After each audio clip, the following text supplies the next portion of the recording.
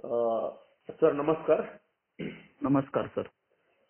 मी doctor AG. Nagarkar आणि आता तुमचा माझी शाळाच्या संबंधातली तुमचं जे लेख आहे त्या लेखासंबंधात तुमचा या संपूर्ण शाळेविषयीचा अनुभव तुम्ही जो लिहून काढलेला आहे त्या संबंधात आपल्याला चर्चा करायची आहे.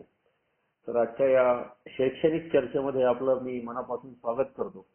धन्यवाद सर. आणि या आपल्या चर्चेचा मुख्य उद्देश काय की जे काही प्रयोग आपण करत आहात यशस्वीपणे त्या प्रयोगाची माहिती लिखित स्वरूपात तर आपल्याकडे आहेच, पण ऑडिओ स्वरूपात सुद्धा सर्व शैक्षणिक क्षेत्रातल्या लोकांना ती समजावी या दृष्टिकोनातून आपण आता आपल्या चर्चेला आपण सुरुवात करत आहोत. चर्चा सुरू करण्यापूर्वी मला तुम्हाला विनंती करायची आहे की तुमचा स्वतःचा थोडक्यात परिचय करून द्यावा. नक्की सर. नमस्कार. माझं नाव नटराज नारायण जगताप. क्रांतीवीर चाफेकर स्मारक समितीमध्ये 1995 पासून शिक्षक या पदावरती कार्यरत होतो. त्यानंतर 2015 सालापासून मुख्याध्यापक पदी शिवसारा पाटील विद्या मंदिर गणेशनगर थेरगाव या शाळेमध्ये कार्यरत आहे. सर आपलं शिक्षण? माझं शिक्षण HSC DED आणि पुढे मी BA पदवी घेतलेली आहे. ओके. शिक्षण कुठल्या भागामध्ये झालं महाराष्ट्राच्या? शिरूर तालुक्यामध्ये 1ली ते 4थी आणि नंतर 8वी ते 10वी शिरूर तालुक्यामध्येच झालं. पुढे DED जे आहे ते माझं बेळगाव मध्ये झालं आणि ग्रॅज्युएशन जे आहे ते आपलं पुणे विद्यापीठामधून झालेलं आहे. Okay okay okay. एकंदरीत शिक्षण क्षेत्राकडेच यावं ही तुमचं स्वतःचा पूर्वीपासून आवड होती का अनवधानाने तुम्ही या क्षेत्रामध्ये आलात? आवड होती. याचं कारण होतं माझे आजोबा शिक्षक होते. Very good. त्यांची खूप इच्छा असायची की माझा मुलं त्यांची शिकली नाहीत परंतु माझा एकतरी नातू शिक्षक व्हावा म्हणून त्यांची खूप लहानपणापासूनची इच्छा होती आणि ती इच्छा माझ्या रूपाने खऱ्या अर्थाने पूर्ण झाली. चर्चेला सुरुवात करण्यापूर्वीच तुमच्याविषयी एक विशेष माहिती मला मिळाली होती ती म्हणजे शाळेमध्ये तुम्ही जी सर्व्हिस देत आहात तर शक्यतो तुम्ही रजा घेत नाही, त्याबद्दल तुमचं काय आहे वास्तव? मी नोकरीला लागल्यानंतर सुद्धा 95 साली पहिल्या वर्षी सुद्धा माझी एकही रजा नव्हती. पहिलं जे वर्ष होतं माझं नोकरीला लागल्यानंतर त्यावेळेस सुद्धा पहिल्या वर्षी माझी एकही किरकोळ सुद्धा रजा नव्हती. असं दुसऱ्या वर्षापासून झाले आणि 1 सप्टेंबर 2015 पासून मी मुख्याध्यापक पदी संस्थेने माझी नियुक्ती केली थेरगावच्या शाळेमध्ये. तेव्हापासून ते माझ्या वडिलांचं निधन 2 फेब्रुवारी 2022 पर्यंत या दिवसापर्यंत मी एकही किरकोळ पण नाही आणि मेडिकलची सुद्धा रजा नाही घेतली. Okay okay. म्हणजे फार विशेष आणि स्वागतार्ह असं एक तुमचं कृत्य आहे. किंबहुना सर्व ऍक्टिव्हिटीज आपल्या सांभाळून शाळेमध्ये एवढा वेळ देणं यामध्ये तुम्ही यशस्वी झालेले आहात. तुमच्या शाळेमध्ये मला अनेक वेळा भेट देण्याचा योग आला, अनेक कार्यक्रमामध्ये मी सहभागी झालो. तर हे पाहिल्यानंतर मला सगळ्यात महत्वाची एक विशेष घटना जाणवली. तर ती म्हणजे तुमच्या शाळेमध्ये उपक्रम हे अनेक प्रकारे चालू असतात. तर हे उपक्रम केवळ मुलांसाठीच नाही तर शिक्षकांसाठी सुद्धा तुम्ही घेत असता. हे सगळे उपक्रम घेण्याचा उद्देश काय सर? सर उपक्रमशील जर शिक्षक असेल, ओके, उपक्रमशील मुख्याध्यापक असेल तर ती शाळा 100% उपक्रमशील बनते. या गोष्टीवरती माझ्या स्वतःचा खूप विश्वास. याचं कारण असं आहे, माझे आजोबा सुद्धा ग्रामीण भागामध्ये शिक्षक होते. ते वेगवेगळ्या पद्धतीने मुलांना शाळेत आणायचे. त्यावेळेस ती परिस्थिती खूप वेगळी होती आणि हे मी खूप जवळून पाहिलेलं आहे. त्याचबरोबर इथे पुणे शहरामध्ये आल्यानंतर सुद्धा मी 2 शाळांमध्ये नोकरी केली थोड्या दिवस. तिथल्या शाळांचे उपक्रम पाहिले होते. म्हणजे उदाहरणार्थ जैन शाळा असेल त्या जैन शाळेमध्ये मी खूप थोडा कालावधीमध्ये शिक्षक म्हणून काम केलं, पण तिथले उपक्रम आणि तिथली डिसिप्लिन ही मला खूप भावलेली होती. आणि अशा पद्धतीने आपल्याला शाळा बनवता येईल का हा ध्यास होता. आणि ती संधी मला संस्थेने दिली.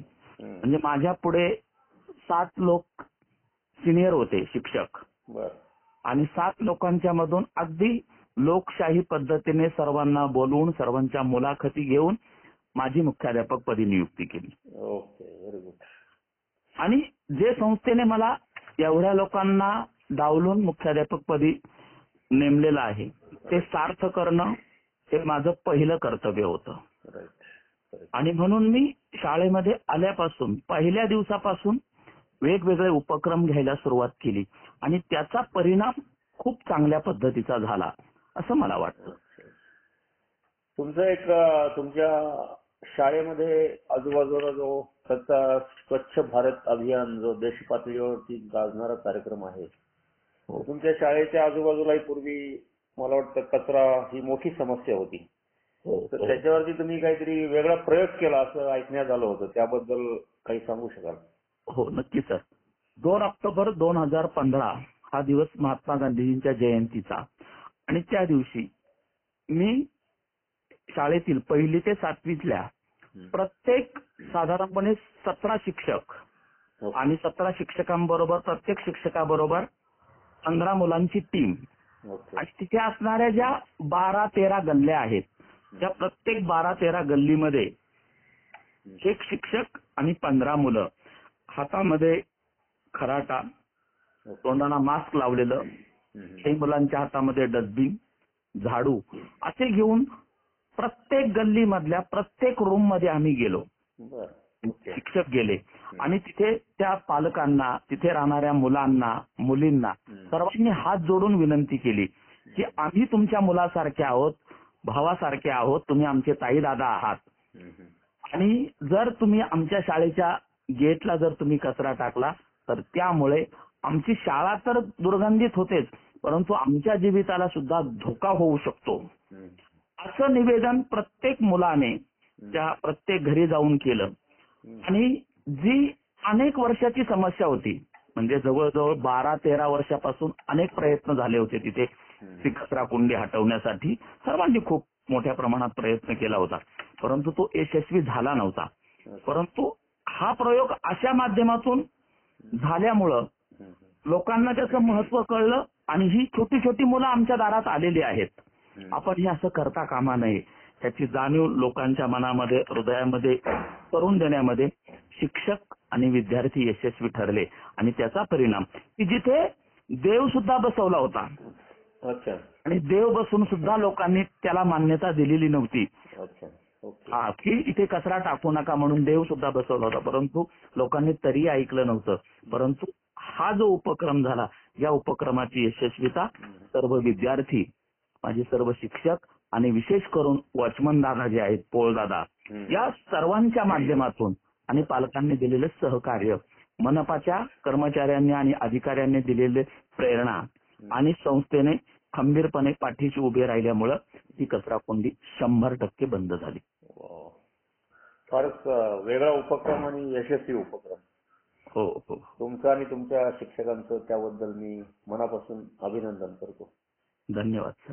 पुढे ऍक्च्युली बऱ्याच वेळा अनेक शाळांमध्ये अनेक गोष्टी राबवल्या जातात, शिक्षकांना कामं दिली जातात, मुलांना काही गृहपाठ किंवा शैक्षणिक ऍक्टिव्हिटीज दिल्या जातात.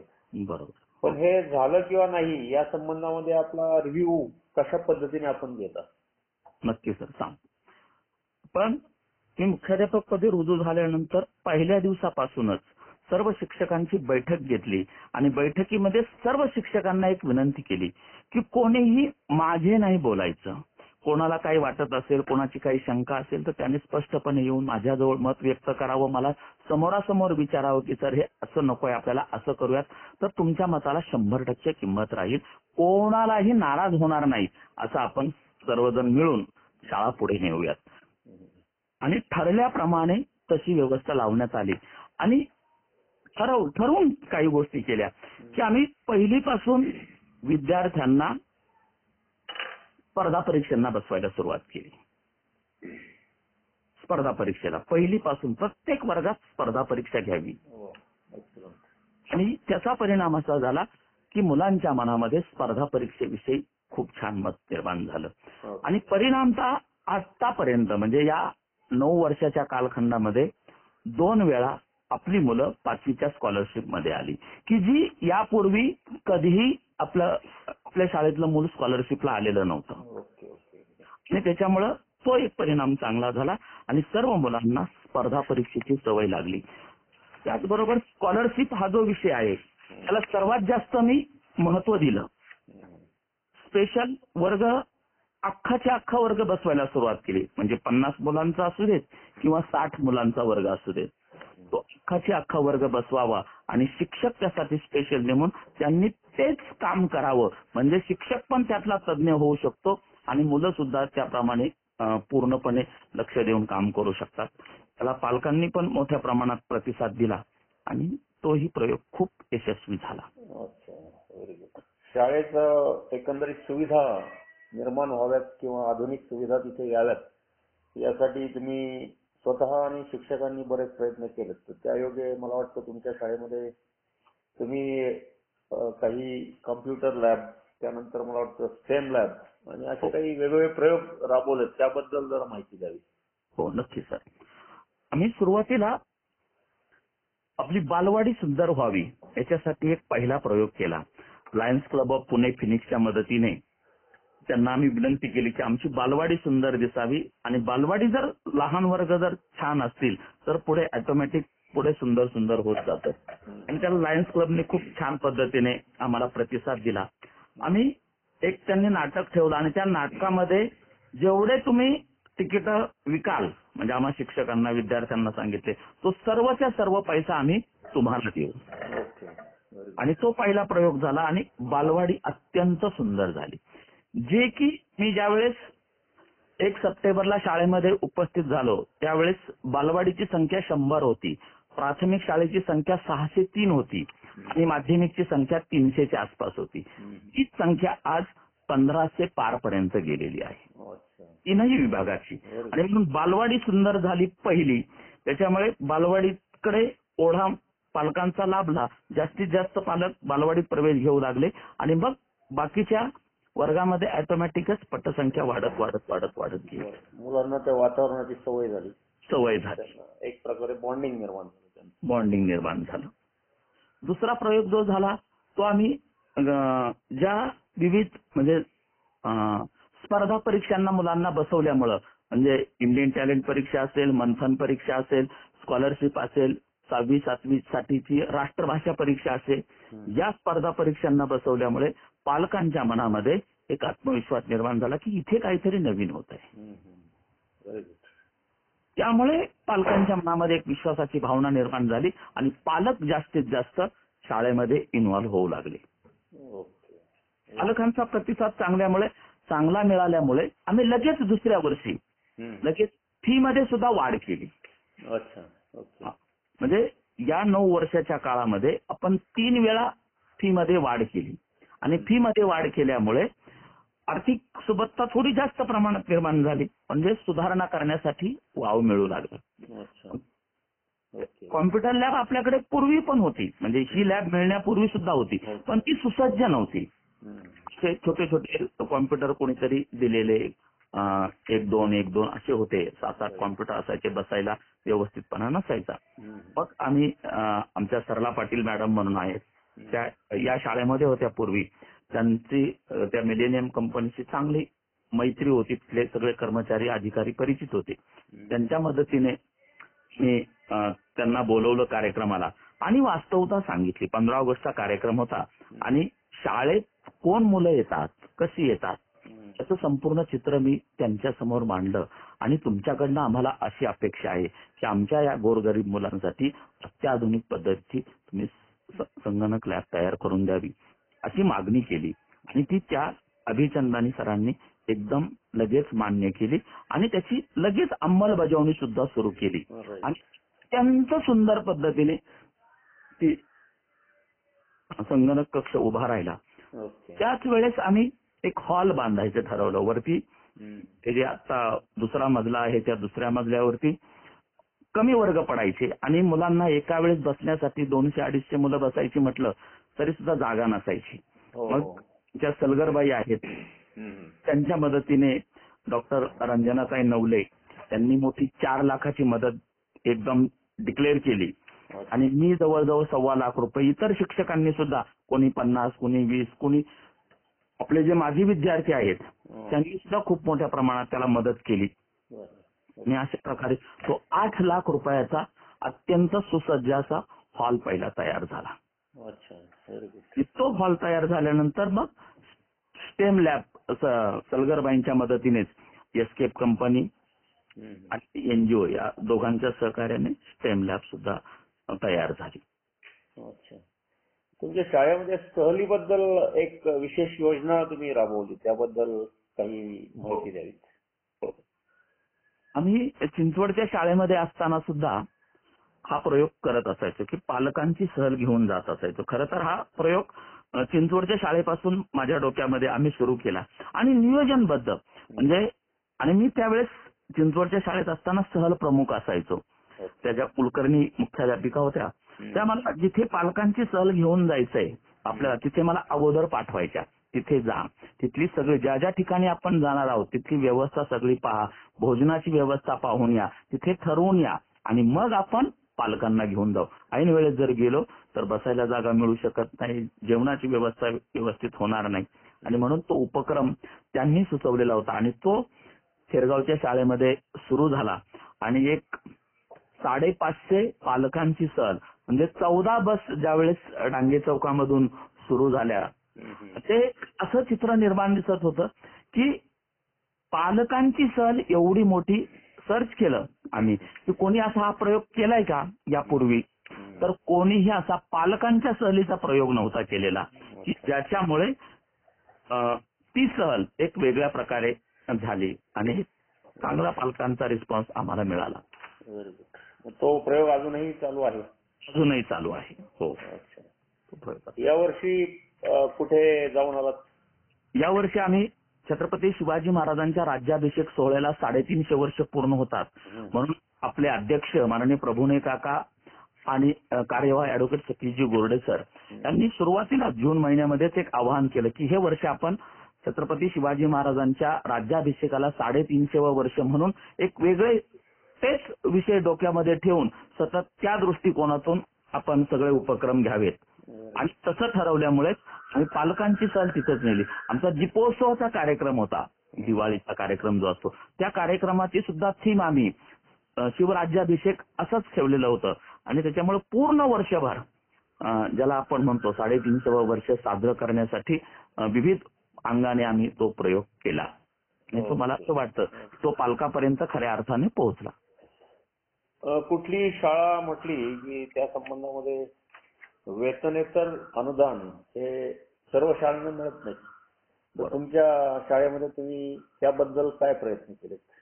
सर यापूर्वी म्हणजे मी मुख्याध्यापक होण्यापूर्वी शाळेमध्ये एकदाही वेतनेतर अनुदान आलेलं नव्हतं. ओके. एकदाही आलेलं नव्हतं. त्यासाठी जी कागदपत्रांची पूर्तता करावी लागते, शासनाच्या दरबारी पाठवावी लागते फाईल, ही फाईल आमच्या क्लार्क सुवर्णाताई देशपांडे यांनी अत्यंत चोख त्यांच्याकडनं करून घेतली आणि ती फाईल शासन जिल्हा परिषदेला गेल्यानंतर मला वाटतं या 9 वर्षामध्ये 5 वेळा वेतनेतर अनुदान आम्हाला मिळालं. हा आणि तोही खूप छान प्रयोग आमचा यशस्वी झाला की शासन काय करतं, ज्यांची कागदपत्रांची पूर्तता बरोबर आहे, ज्यांचा इन्स्पेक्शन रिपोर्ट चांगला आहे अशा शाळांना पहिलं अनुदान देण्याचं काम शासन करत असतं आणि त्याच्यामध्ये आपली शाळा प्रत्येक वेळेस बसत गेली आणि प्रत्येक वेळेस आपल्या शाळेला वेतनेतर अनुदान मिळालेलं आहे ज्या ज्या वेळेस शासनाने आतापर्यंत या 9 वर्षात दिलंय त्याच्यामध्ये. आपल्या शाळेमध्ये स्नेहसंमेलन याबद्दल काही तुमचे प्रयत्न असतात का? हो, आपण 1 वर्ष स्नेहसंमेलन तर 1 वर्ष आपण खेळ घेतो, स्पर्धा आणि सहल असं घेत असतो. तर यावर्षी काय आपण स्नेहसंमेलन ठेवलं नव्हतं, गेल्या वर्षी ठेवलं होतं. एक थीम निश्चित करतो आम्ही आणि त्या थीम नुसार पूर्णपणे स्नेहसंमेलनाची रचना करत असतो. म्हणजे गेल्या वर्षी आम्ही महाराष्ट्राची लोकधारा असा विषय ठेवला होता. तर अगदी पहाटे येणारा पिंगळा किंवा वासुदेवापासून ते शेवटचे आधुनिक पद्धतीची गीतं अशी थीम ठेवून आपण गॅदरिंग करत असतो. आपण रामकृष्ण मोरे प्रेक्षागृहामध्ये गॅदरिंग करत असतो. तुडुंब 4,000 हजार लोक बसू शकतात. म्हणजे खरं तर 1200 फक्त तिथे संख्या सीट्स उपलब्ध आहेत. परंतु 1200 खुर्च्या पूर्ण होतातच. शिवाय आपली जी मुलं असतात ती मुलं कार्यक्रमामध्ये जवळजवळ 90% पेक्षा जास्त मुलांना आम्ही सहभागी करून घेतो. स्टेज गच्च भरावं, प्रत्येक मुलाला त्या स्टेजवरती जाता यावं. कारण गोरगरिबांची मुलं आहेत आणि ती मुलं स्टेजवरती जर दिसली तर त्या पालकांना होणारा आनंद जो असतो तो खूप मोठा असतो. आणि म्हणून जास्तीत जास्त मुलांना आम्ही सहभागी करून घेतो. एक थीम ठरवतो आणि त्या थीम प्रमाणे गॅदरिंग आम्ही करत असतो. मला वाटतं या प्रयोगामध्ये जी काही मुलं भाग घेतात त्यांचं नक्कीच सभाधीटपणा, स्टेज डेअरिंग आणि पुढे इंटरव्ह्यू स्किल्स वगैरे त्यामध्ये त्यांना नक्कीच फायदा होत असेल. म्हणजे आपल्या शाळेतली मुलं खूप उत्तम वक्ते आहेत की नाही, खूप सगळेजण उत्तम वक्ते आहेत की नाही मला सांगता येणार नाही किंवा आहेतच असं मी म्हणणार नाही. परंतु कोणतंही मूल हातामध्ये माईक घेतल्यानंतर घाबरून जात नाही. समोर प्रेक्षक पाहिल्यानंतर तो घाबरून नाही जात अजिबात. सभाधीटपणे त्याच्या मनात जी भावना आहे ती भावना ते व्यक्त करतं आणि हे बालवाडीपासून आहे. म्हणजे आपण जर 15 ऑगस्ट, 26 जानेवारी आणि इतर कार्यक्रमामध्ये जर बालवाडीच्या मुलांची सुद्धा जर भाषणं पाहिली तर ती सुद्धा खूप उत्तम असतात. म्हणजे ती मुलं अजिबात घाबरून जात नाहीत. ते आता मला सुचत नाही काही किंवा रडायला लागतात असं होत नाही. तर ती सभाधीटपणे व्यवस्थित बोलतात आणि त्याच्यामुळे त्याचा परिणाम असा होतो की आत्ता आपण गणपतीच्या काळामध्ये अथर्व शीर्ष म्हणण्यासाठी विविध मंडळामधून छोट्या छोट्या मुलांना घेऊन जातो आणि ती मुलं तिथल्या त्या त्या गणेश मंडळामध्ये जाऊन तिथल्या स्टेजवरती अथर्व शीर्ष सादर करतात. ही खूप चांगली गोष्ट आहे. आणि गणेशोत्सवात सुद्धा सहभागी होत असतील. हो हो हो, गणेशोत्सवात सुद्धा सहभागी होतात खूप मोठ्या प्रमाणात. Very good. आपल्या या शाळेमध्ये जे अनेक उपक्रम आहेत त्यामध्ये आपल्या शाळेला ज्या अनेक रिक्वायरमेंट्स असतात, काही बेंचेस हवे असतील किंवा शाळेमध्ये काही इक्विपमेंट हवे असतील, कॅमेरे हवे असतील, तर यासाठी तुम्हाला मदत करणारे काही देणगीदार आहेत का? आहेत ना, नक्की खूप आहेत. विशेष करून ज्या NGO संस्था आहेत त्याही खूप मोठ्या प्रमाणात, Lions Club of Pune Phoenix, नंतर Lions Club of Bhojapur gold असेल किंवा रोटरी क्लब आकुर्डी आहे, निगडी आहे. पुण्यातल्या सुद्धा एका रोटरी क्लबने आम्हाला मदत केली. आकुर्डीच्या रोटरी क्लबने 80 बेंच दिले आपल्या शाळेला. लायन्स क्लब ऑफ पुणे फिनिक्सने तर रेन वॉटर हार्वेस्टिंग असेल किंवा सोलर सिस्टीम असेल ती हे दिलेच आहे. पण त्याचबरोबर अनेक प्रत्येक उपक्रमामध्ये सुद्धा आपल्या मुलांना ते सहभागी करून घेतात. लिओ क्लब, लायन्स क्लबचा जो लहान मुलांचा क्लब असतो तो क्लब सुद्धा आपला लायन्स क्लबने सुरू केलेला आहे. त्याचे सुद्धा 60-60 मुलं दरवर्षी त्याच्यामध्ये सहभागी होतात आणि त्या लिओ क्लबचं सुद्धा खूप छान काम चालू आहे. अच्छा. जनरली आपली मुले शिकत असताना आपण शाळेमध्ये वेगवेगळ्या लोकांना आमंत्रित करीत असतो की त्यायोगे मुलांचा आणि त्यांचा संवाद व्हावा. अशा काही मान्यवरांना तुम्ही बोलवलंय का शाळेमध्ये? हो, खूप मान्यवर. म्हणजे यावर्षीच जर आपण पाहिलं तर 4 कवी मुलांच्या भेटीला आले होते. म्हणजे ज्यांचे कविता पाठ्यपुस्तकात आहेत असे 4 कवी मुलांच्या भेटीला आले होते. विविध क्षेत्रामध्ये वेगवेगळं काम करणारी जी माणसं आहेत अशाही माणसांना आपण शाळेमध्ये बोलवतो.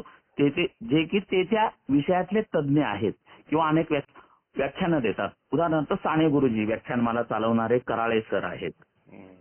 नंतर छत्रपती शिवाजी महाराजांच्या वरती खूप उत्तम बोलतात असे खामकर सर आहेत. नंतर डॉक्टर बाबासाहेब आंबेडकरांच्या वरती व्याख्यान देणारे श्रीधर शिंदे गुरुजी असतील.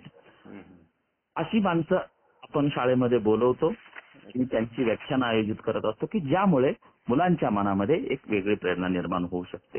दुसरं असं की याच्यासाठी मदत करणारे सुद्धा लायन्स क्लबचे मेंबर तर आहेच, परंतु आपल्या नरेंद्र पेंडसे नावाचे एक संघाचे स्वयंसेवक आहेत. तेही सुद्धा अनेक वेळा आपल्या शाळेमध्ये मुलांना विविध प्रकारच्या गोष्टी सांगण्यासाठी, क्रांतिकारकांच्या गोष्टी, रामकथा सांगण्यासाठी अनेक वेळा येत असतात आणि त्यांचाही मुलांना खूप फायदा होतो. Okay, very good. विद्यार्थी गुणवत्ता विकास या संबंधामध्ये आपल्या शाळेमध्ये वेगवेगळ्या परीक्षांसाठी तयारी करून घेतली जाते. हो, त्याबद्दल तुम्ही जरा प्रकाश टाकावा अशी इच्छा आहे. नक्की सर. आपण जे वर्ग निवडलेले आहेत त्या विद्यार्थ्यांची गुणवत्ता वाढावी यासाठी आपण सकाळी जी शाळा भरते त्या सकाळी शाळा भरल्यानंतर ती 12:10 सुटते आणि 12:10 सुटल्यानंतर जी अभ्यासामध्ये मागे आहेत मुलं त्या मुलांना थांबवलं जातं आणि त्यांचे जे वर्ग शिक्षक असतात किंवा विषय शिक्षक आहेत ती 4 मुलं 5 मुलं जवळ घेऊन बसतात आणि त्यांच्या लेखन वाचनामध्ये सुधारणा घडवून आणतात. हा एक उपक्रम आहे. त्याचबरोबर कोरोनाच्या काळामध्ये मुलं शाळेत येत नव्हती तर आपले सर्व शिक्षक मातोबा झोपडपट्टी असेल, काळाखडक वस्ती असेल किंवा शाळेच्या आजूबाजूचा परिसर या परिसरामध्ये आपले सर्व शिक्षक त्या मुलांच्या घरी गेले होते आणि घरी जाऊन मुलांचा त्यांनी अभ्यास घेतलेला होता. ती सुद्धा आपल्या दृष्टिकोनातून म्हणजे शाळेच्या दृष्टिकोनातून अत्यंत जमेची बाजू झाली की पालकांच्या मनामध्ये एक विश्वास निर्माण झाला की हे शिक्षक आपल्या घरापर्यंत आलेले आहेत इतक्या कठीण काळामध्ये सुद्धा. कुठल्या परीक्षांना मुलांना तुम्ही बसवता? इंडियन टॅलेंट परीक्षा ही 1ली 2री साठी असते. 3री 4थी साठी आम्ही मंथन परीक्षा घेतो. 5वी साठी शिष्यवृत्ती परीक्षा असते आणि 6वी 7वी साठी या दोन्ही वर्गासाठी राष्ट्रभाषा परीक्षा आणि इंग्रजी या दोनही परीक्षांना बसवतो. त्याचबरोबर संस्कृती ज्ञान संवर्धन परीक्षा ही घेतली जाते की ज्याच्यामध्ये क्रांतिकारक, रामायण, महाभारत यांच्या कथांचं वाचन करून दाखवलं जातं आणि मग त्या वर आधारित परीक्षा असतात. त्या परीक्षांना आपण मुलांना बसवतो.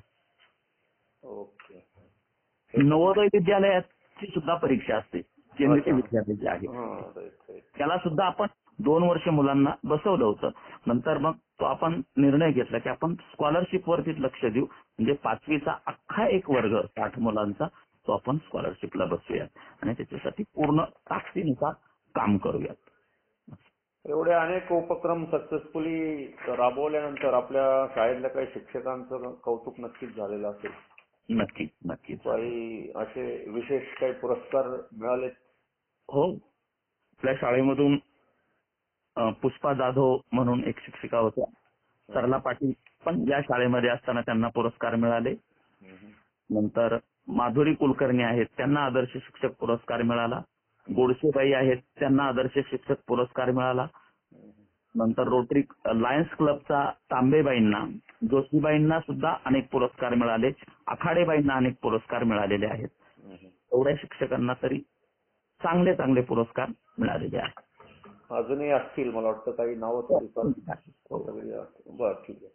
एकंदरीत आजकालच्या विद्यार्थ्यांना अभ्यासेतर कामामध्ये सुद्धा वेगवेगळ्या वस्तू तयार करणे, फॉर एक्झाम्पल उठणे बनवणे, धूप बनवणे किंवा ही डे टू डे ऍक्टिव्हिटी मध्ये अनेक गोष्टी ज्या लागतात त्या संबंधात आपण काही प्रयत्न केलेत का? हो, नक्की सर.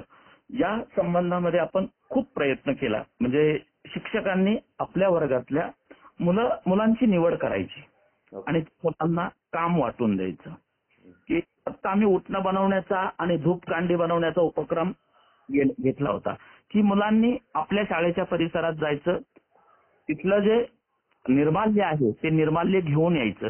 ते निर्माल्यमधली सगळी फुलं काढायची, ती वाळवायची, ती वाळवल्यानंतर त्याच्यापासून आपण उठणे आणि धूपकांड्या बनवण्याचा हा उपक्रम घेतला आणि तो विक्रीसाठी ठेवलेला होता.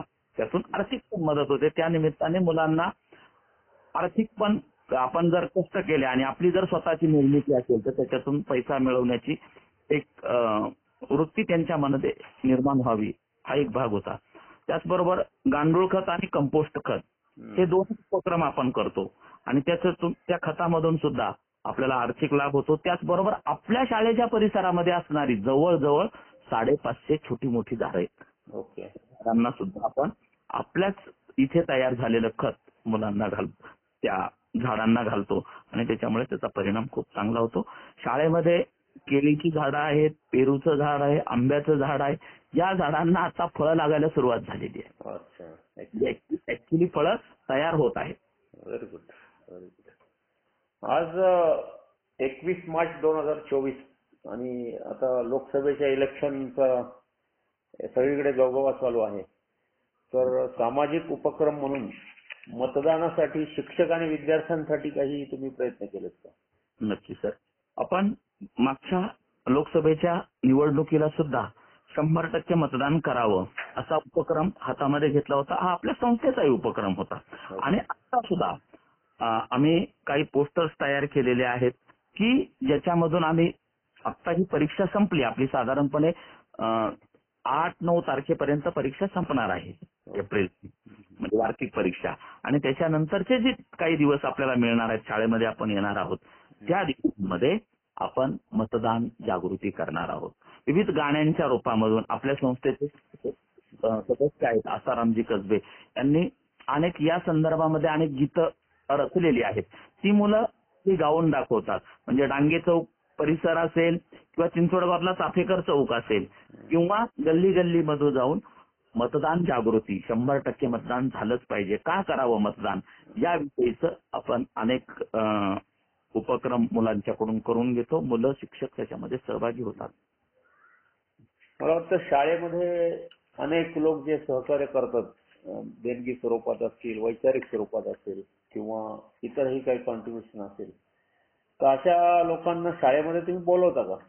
हो, नक्की बोलवतो. हो, ज्या व्यक्तींनी आपल्याला छोटीतली छोटी सुद्धा मदत केलेली असेल त्या व्यक्तींना सुद्धा आपण शाळेमध्ये बोलवतो, त्यांचा योग्य सन्मान करतो आणि त्यांनी पुढे पुन्हा आपल्या शाळेला असं जोडलं गेलेलं राहावं म्हणून त्यासाठी आमचा सतत प्रयत्न असतो. आपल्या संस्थेचा सुद्धा कुठलाही कार्यक्रम असेल, उदाहरणार्थ 18 एप्रिलचा कार्यक्रम असेल, 22 जूनचा कार्यक्रम असेल किंवा अन्य गुरुकुलमध्ये सुद्धा एखादा जरी कार्यक्रम असेल तरी सुद्धा आम्ही पालकांना फोन करून सांगत असतो की या कार्यक्रमाला आपण या. आपण व्यवस्था पण करतो, इथून बसची व्यवस्था करतो थेरगाव मधून घेऊन पालकांना घेऊन जात असतो, समाजाला लोकांना तिथे बोलवत असतो.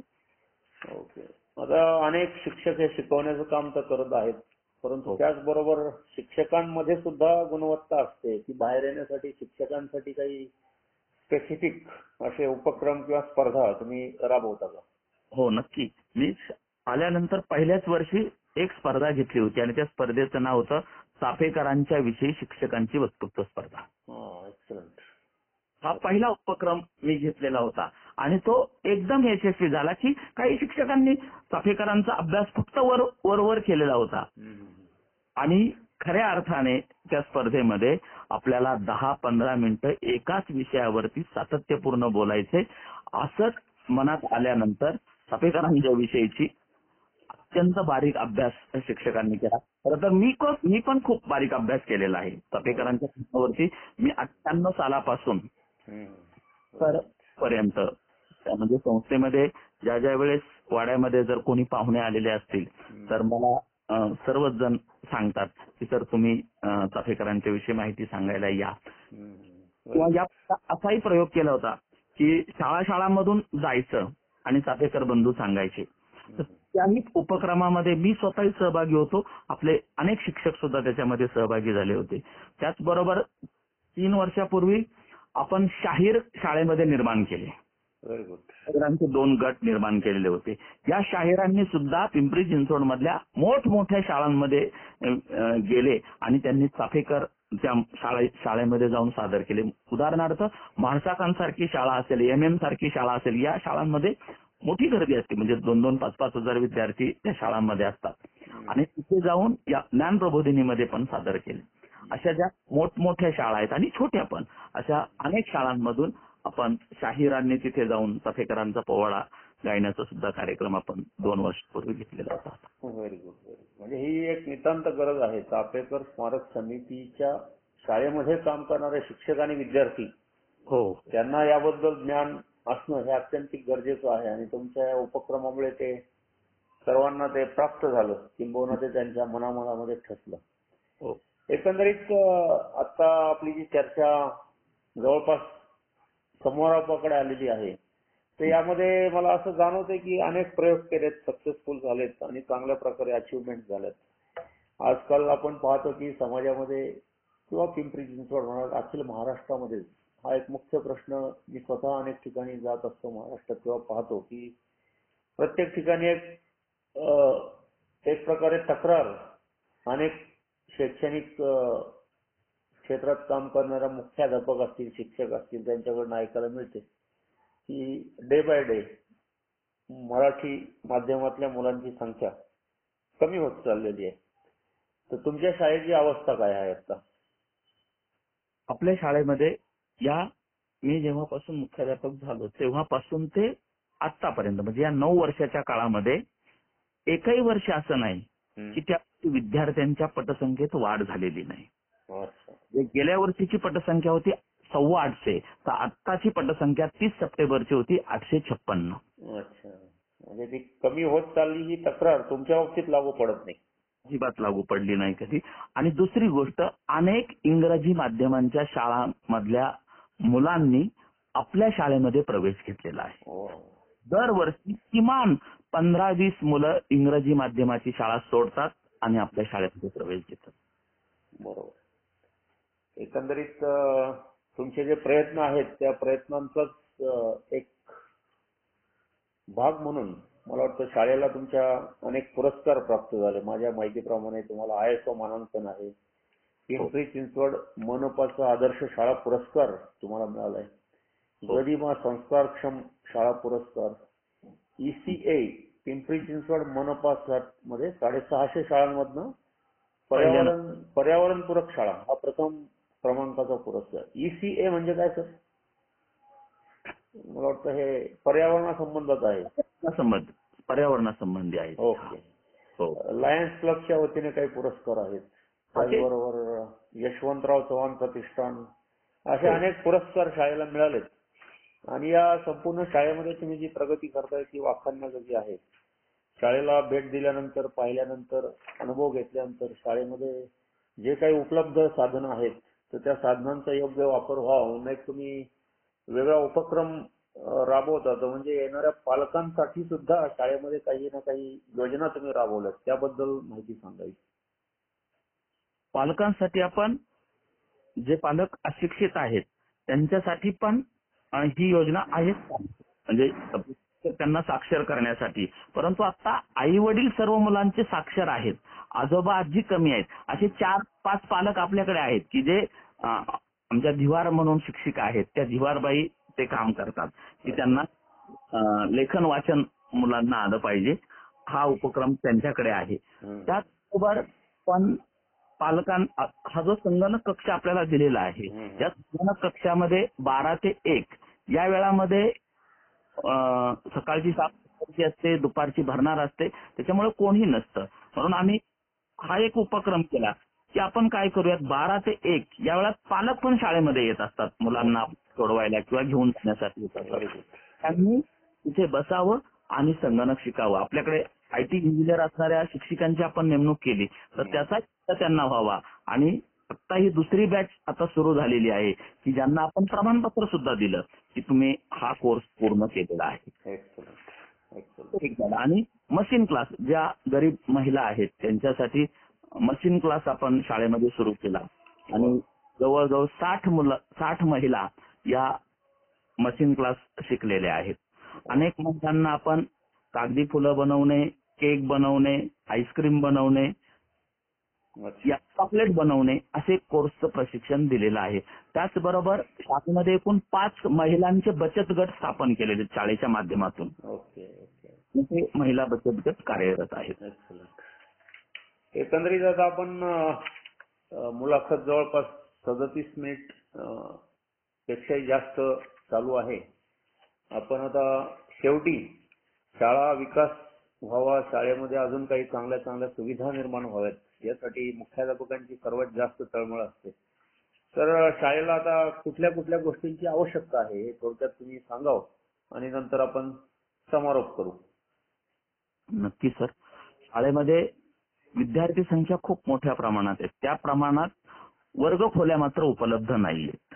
त्यासाठी तुम्ही आता एक प्रयोग केला मला वाटतं, वरती बांधकाम चालू आहे. काम चालू केलेलं आहे. हो. Very good, very good. त्या 4 वर्ग खोल्या पूर्ण झाल्या की मग बऱ्यापैकी आपल्याला आता जेवढी विद्यार्थी संख्या आहे तेवढ्यांना बसण्या इतकी जागा होऊ शकते. Right, right. बरोबर. ऊन नाहीये शाळेला. हम्म. सगळ्यात महत्वाचं म्हणजे मुलांना खेळण्यासाठी ग्राउंड नाही आपल्या. आता तुमची शाळा आता हिंजवडीच्या जवळ आहे, त्या ठिकाणी जागा खूपच मौल्यवान आहे ना, त्यामुळे ग्राउंडची व्यवस्था सध्या. मग त्याला पर्याय म्हणून तुम्ही काय केलंय? आता आपण पर्याय म्हणून काय करतो तर आहे इथे एक 16 नंबरच्या बाजूला एक मैदान आहे. त्या मैदानावरती मुलांना घेऊन जातात तिथे आणि तिथे प्रशिक्षण देतात. म्हणजे स्पोर्ट्स ऍक्टिव्हिटी चालू आहे, फक्त मैदान आपलं नसल्यामुळे थोडस बाजूला जावं लागतं. Okay, okay. आहे म्हणजे आता एकंदरीत आपल्या मागण्या अनेक असणारच आहेत आणि विकासासाठी ते आवश्यक आहे. डे बाय डे त्या पूर्ण होतीलच. तुम्ही आता आपल्या समारोपाबद्दल काय सांगू शकाल तुमच्या एकंदरीत मुलाखतीमध्ये? माझं जीवन शाळा आहे आणि मला या शाळेमध्ये असं काही काम करण्याची इच्छा आहे की म्हणजे मला आता शब्दात व्यक्त करता येईना ती गोष्ट, परंतु असं काही करायचं आहे की ज्याच्यामुळे मी ज्यावेळेस सेवानिवृत्त होईल त्यावेळेस पुढच्या अनेक कालखंडामध्ये कितीही वर्ष पुढची लोटली, शाळा जाणार नाही, शिक्षक रिटायर होणार आहेत, शाळा तिथेच जाणार आहे. बरोबर. इथे असं काहीतरी असलं पाहिजे की ते कायमस्वरूपी सगळ्यांच्या स्मरणात राहील. असं करण्याची माझी स्वतःची खूप इच्छा आहे. अभिनंदन सर तुमचं. आणि अजून एक इच्छा आहे जे की इथे वेगवेगळे कौशल्यावर आधारित उपक्रम सुरू व्हावेत, मुलांना रोजगार उपलब्ध व्हावा आणि संगीत या विषयावरती सुद्धा आपण कमी आहोत की संगीत सुद्धा शिकणारी मुलं आपल्या शाळेमध्ये असायला हवीत, ती तयार व्हावीत अशी एक इच्छा आहे. बरोबर. संगीत, नृत्य, अभिनय, वाद्य, हो. कला, या वेगवेगळ्या कला आता नवीन, मला वाटतं नवीन जे काही शैक्षणिक धोरण आलंय तर त्यामध्ये सुद्धा त्याकडे लक्ष दिलं गेलं. ते हळूहळू येणारच, तर त्यासाठी तुमचा प्रयत्न चालू असणारच आहे. तुमचा आजचा हा मुलाखतीचा भाग ऐकून खूप आनंद वाटला. आपली शाळा प्रगती करत आहे, तुमचे प्रयत्न सुद्धा चालू आहेत आणि या पद्धतीने तुमची ही अनेक शिखरं तुम्ही पादाक्रांत करत राहावी आणि तुम्हाला तिथनं पुढे मोठमोठ्या बक्षिसांनी शाळा सजली जावी अशी मनोमन इच्छा व्यक्त करतो आणि आपली मुलाखत या ठिकाणी थांबवतो. धन्यवाद. धन्यवाद सर.